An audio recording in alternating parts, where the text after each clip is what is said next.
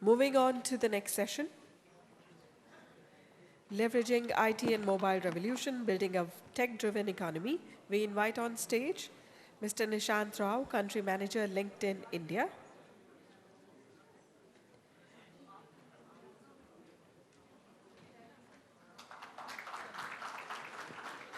Mr. Shriram Nene, Managing Director, R&M Moving Pictures. And Mr. Akhilesh Tuteja, Partner and Head of Technology, KPMG in India. To chair this very important session, we have with us Mr. Vijay K. Thadani, Vice Chairman and Managing Director, NIIT Limited. Extend a very warm welcome to the dignitaries onto the dais. A brief introduction to Mr. Vijay K. Thadani.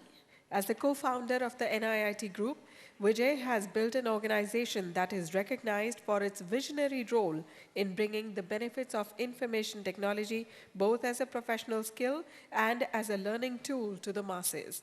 Vijay has led the group's globalization efforts since 1991, taking the NIIT flag to over 40 countries and has been actively engaged with many industry associations. Vijay is the co-founder of the not-for-profit NIIT University, established in 2009, with a vision of being the leading center of innovation and learning in emerging areas of the knowledge society. May we request Mr. Thadani to please conduct the session.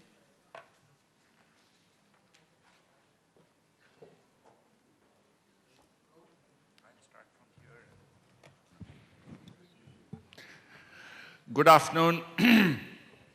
The post-lunch session is typically known as the graveyard session. And this is the session in which we have two important tasks. One, that we must finish on time so that you can get on with whatever else you have to do in life. And second, while the time you are here, we have to keep you awake. I don't promise you the first part, but I definitely promise you the second part, which is that we will keep you awake. And why I'm able to say that with great confidence is because I have a great panel here to support what I'm going to say. Let me just spend very few minutes on defining the context. First thing which I want to say is that of late we have started taking the IT and mobile revolution for granted. And we talk about the numbers more as a fad than as the impact that those numbers have on us. And I think that's one thing which these folks will tell us how that can happen. See, we routinely drop, we have 973 million cell phones. What does 973 million cell phones mean, or mobile connections, whichever way you measure them? What does that mean? What does that mean in terms of our being a tech-driven economy? I think is one issue that we need to address. As luck would have it, just before we started the session, there is a CNBC lady outside who's taking people's small bites, and her question to me was, "Sir, do you have call drop nowadays?" So I said, yes, of course. She said, if you make 10 calls, how many calls drop? I said, all 10. But I said, there are two ways of looking at it. I feel nostalgic about it. It reminds me of those landline days when, you wanted to, when your boss will say, how are you? And he's on a long distance call, and you say, all good. He says, you are doing a very good job. And you say, yeah, I'm doing a very good job. And he says, but what's happening to new business? And he said, I can't hear you, can't hear you. You can do that now. You can go back to those days, and that's the nostalgia of those times. So the question is, on one hand, we have the technology, we take it for granted. We take it for granted also that it will work or not work, but most of the time it does work. Question is, how do we leverage that?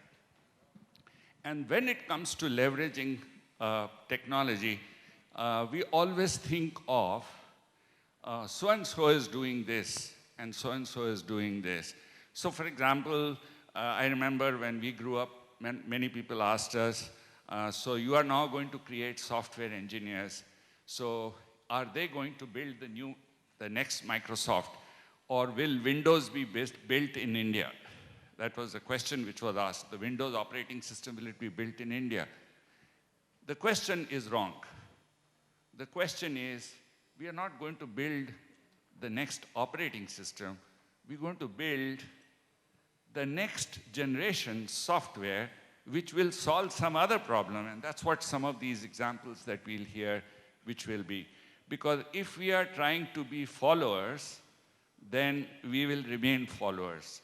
I think what this technology offers us is an opportunity to leapfrog and create new applications and new innovations, and many of what you will hear is about that.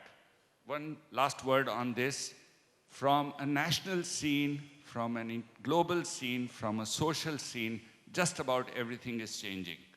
So starting with the user of technology is changing.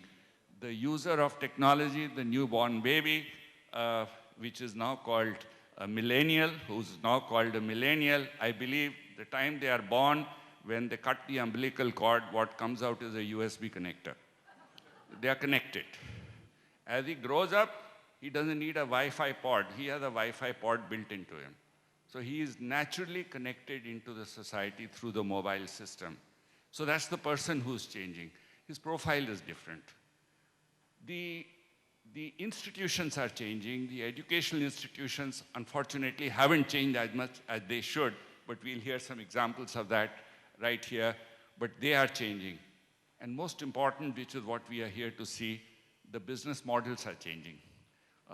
Dr. Nene was telling me, and he will, I'm sure, will be sharing with us, that the largest company in a business that you used to think would be somebody, we used to believe that there can't be a larger store than Walmart. And the largest store may not be Walmart anymore, right? So the question is, where is that? And can we be that largest store? So we have a right to innovate because we have a large population.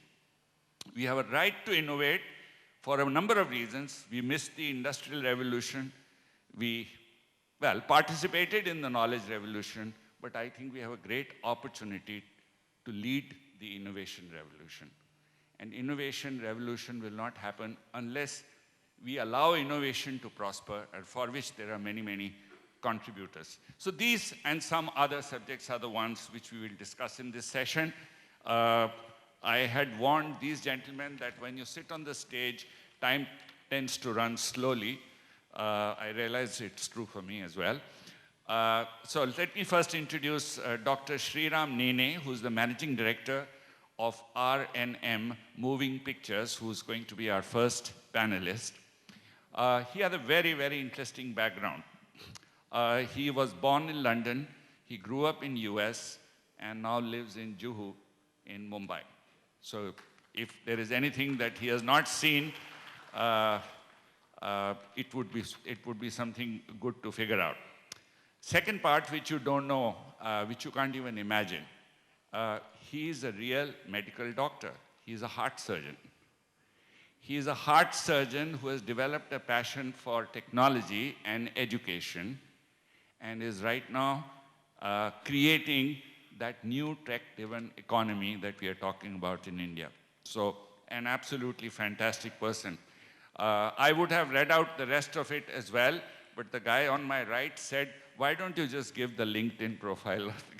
So please check the rest out on LinkedIn, and let me not steal any time from him, Dr. Nene.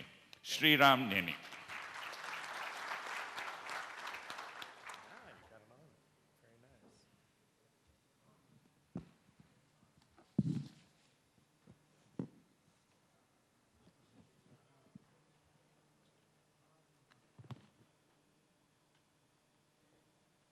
Thank you very much for inviting me to this forum. I want to thank Rekha and Sanjeev for asking me to speak here. It's an absolute honor to be part of this, and I've heard some amazing talks today from some amazing people. You can see my title, and it's a working title, but you'll understand why I say that. Schools with no walls, gyms, oh, sorry, go ahead. Gyms with no equipment, hospitals with no beds, oh, sorry, and marketplaces with no stores. This is what we're facing now. And when you see the next slide, you'll understand. We live in an interesting era in this world where technology is changing lives, where minimal infrastructure and maximal impact are rendering huge success. As Tom Goodwin from TechCrunch represented on March 3rd, 2015, the world's largest taxi company owns no vehicles. The world's most popular media contains no content. The most valuable retailer has no inventory on innovation and disruption via the internet and mass media to scale them. Now more than ever, people are connecting. Technology decreases the upfront costs, increases the scale of engagement, and democratizes access. And if it includes good content, can be both educating and entertaining. More importantly, Indians globally and locally are responsible for many of these leading innovations. So my question to you is, why can't we do what we do over the world? Whether it's me growing up in LA as an Indian working harder than anyone else just to prove ourselves, or me here in Jew working still as hard trying to prove that Indians can do it. My confidence is that we can do it. And with this government, with these people, you'll see it happen. Just give me 1 second. In this setting, India is at a crossroads. We have the second largest population on the earth, and now the second largest internet base. The government has been given a mandate to take the country forward. In his budget address, as well as in the speech earlier today, Arun Jaitley and the Honorable Minister Pratap laid down the framework and the roadmap for Digital India, Make in India, and Skill India. And let's face it, after all is said and done, 2/3 of the population is below 35, making India one of the youngest democracies in the world. Our people are our treasure. Let me say that again. We have 1.25 billion people, and that's what makes us great.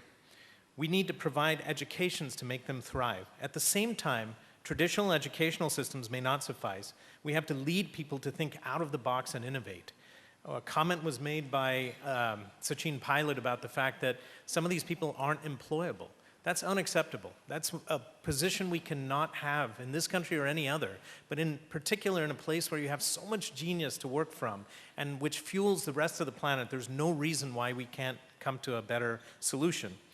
We have to, our belief is that everyone has a kernel of genius. The secret is to find it and develop it. The key is access.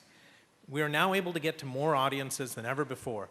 These numbers were shown by, or told by Dr. Pratap, and basically talked about internet users. And over the last 5 years, you can see how much they've risen. In yellow, you see the urban side, and in green, you see the rural side. The rural side, to me, is particularly interesting in that it's grown at very, very high rates. In the span of 3 years, we've gone up to 354 million internet users overall.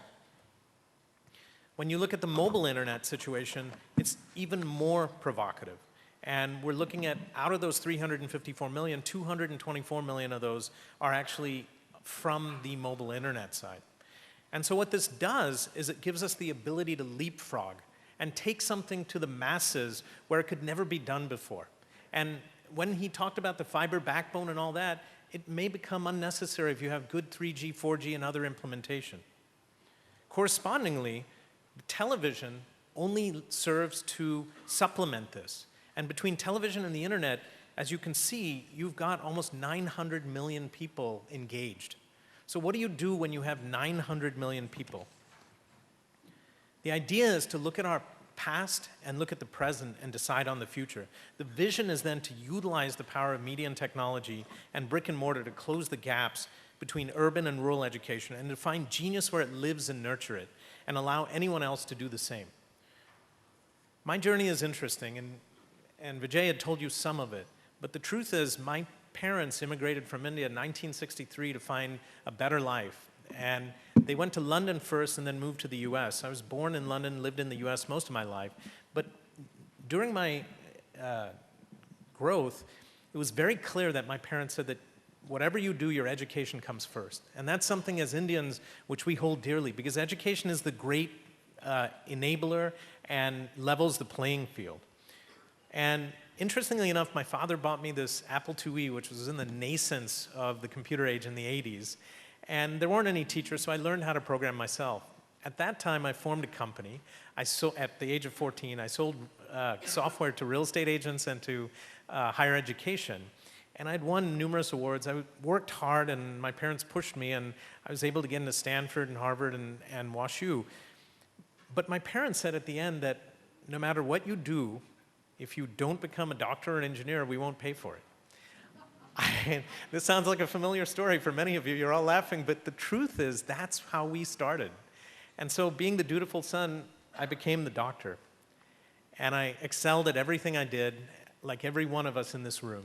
And I worked hard, and I had great mentors. And for 20 years as a cardiac surgeon, I had the most rewarding life I've ever seen, where I took care of very good people at very difficult parts of their lives. But however hard I worked, I could only operate on 350 to 500 patients in any given time period. And by the way, I'm the guy on the left, if you don't recognize. It says Nene on the helmet there. But anyway, I could only operate on 350 to 500 patients in a year. And the problem was this, that there's 7 billion people on the planet. I wasn't making a dent in the name of healthcare. And what I thought was that maybe, just maybe, if I could take my primary skill sets as a software entrepreneur and combine them with my new avatar as a heart surgeon and doctor, I could scale medicine to 7 billion people. At the same time, with my wife on board, we could take media and use that as a catalyst. So short-form content combined with technology and brick and mortar could empower the patient at the same time as scaling doctors and close the gap between patient and doctor. And so we moved back to India. And imagine my parents' look on their face when they had moved to the US in '63, and then I told them I was going back to India in 2011. They didn't understand. They said, you're the head of a group, you are in charge of a hospital, you've done very well for yourself. Now we don't understand this decision to abandon all that and move to India. I said, it's not abandoning anything. It's actually moving back to the mother, because we're all children of India after all said and done, and we have to support the mother. And I'm very proud of the fact that I did move back and did something, because India was in a situation where there were 1.6 million doctors and 1.25 billion patients. So how do you get it out to them? This is where the plot thickens. As I started designing this, I created a company called R&M Moving Pictures, which creates platform-agnostic digital content. All that means is that we can go across all screens and take the message to the audience using different types of techniques. During the course of that one night, my wife said to me that culture is dying, that what you see in the theaters and what you see on stage is often not art, and rather it is consumerism at its finest. She said that I've been practicing dance since the age of 3, and I've been acting since the age of 16, and I've spent my whole life figuring out, how to convey beauty in the way of art. If I could teach, then I could help others understand this. And what I said to her is that you're facing some of the same struggles I am, that I can't scale myself. If you teach in a classroom, even as big as this auditorium, you would still only engage 100 people at a time. And guess what? There's 1.25 billion of them in India and 7 billion on the planet. So I said, let me put a team on this and see what we can develop. And this was in late 2012. And what we found was that if you took media, technology, and brick and mortar, you could do something different, where you aggregated everyone together. And within 3 months, we had created something called Dance with Madhuri. And it was the first celebrity-backed online dance academy.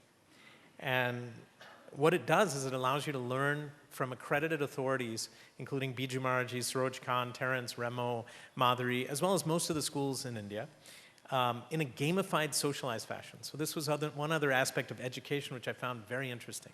Why is it that someone can pass the SSC with a 35th percentile mark? That means 65% of the information they don't know.